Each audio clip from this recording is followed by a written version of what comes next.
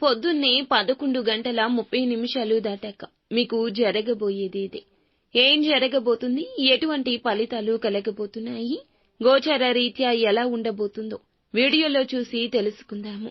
Video మీకు నచ్చితే తప్పకుండా ఒక చిన్న లైక్ అయితే చేయండి. మీ లైక్ మాకు ఎంతో సపోర్టింగ్ గా ఉంటుంది. ఇక ఆలస్యం లేకుండా వీడియోలోకి వచ్చేద్దాము. వీరికి మంచి పేరు ప్రఖ్యాతలు ఉంటాయి. సమాజంలో చాలా వరకు గుర్తింపు ఉంటుంది. నాయకత్వ లక్షణాలు ఎక్కువగా కలిగి ఉంటారు. ఏదైనా పని మొదలు పెడితే పూర్తి చేసే తత్వమే అధికంగా ఉంటుంది.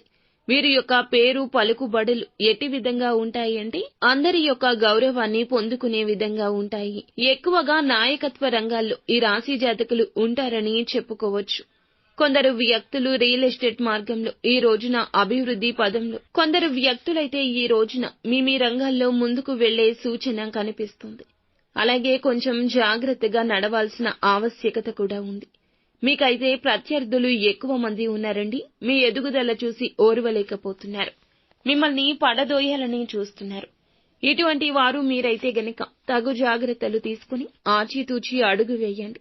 ఈ రోజున ఒక భూమి తాలూకా విషయంలో కావచ్చు, ఇంటి విషయంలో కావచ్చు, స్థిరాస్తుల విషయంలో కావచ్చు వివాదాలు ఎదుర్కోబోతున్నారు.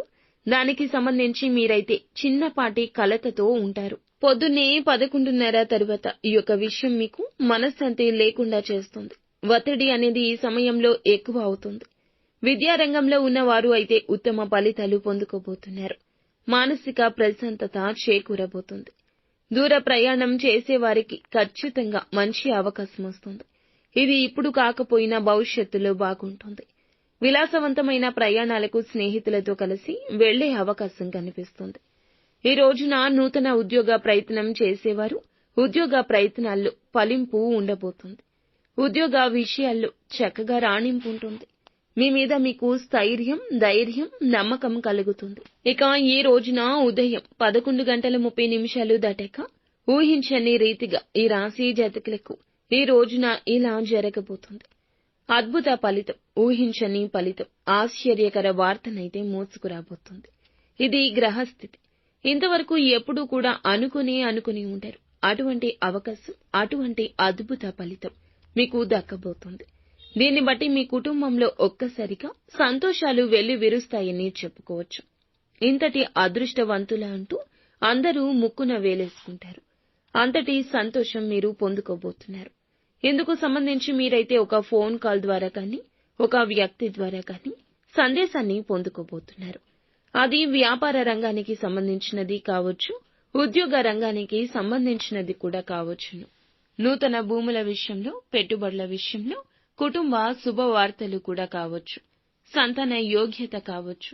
దేనికోసమైతే ఆరాటపడుతూ ఎదురు చూస్తున్నారు, ఇప్పటి వరకు ఆ ఆలోచనలతో నిండిపోయారు.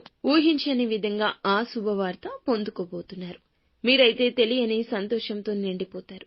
ఈ సంతోషాన్ని షేర్ చేసుకోవడం కోసం అయిన వారి కోసం పాకులాడతారు. స్నేహితులతో ముచ్చటిస్తారు. వారితో సమయాన్ని గడుపుతారు. మీ ఆనందం అవధులు దాటేస్తుంది.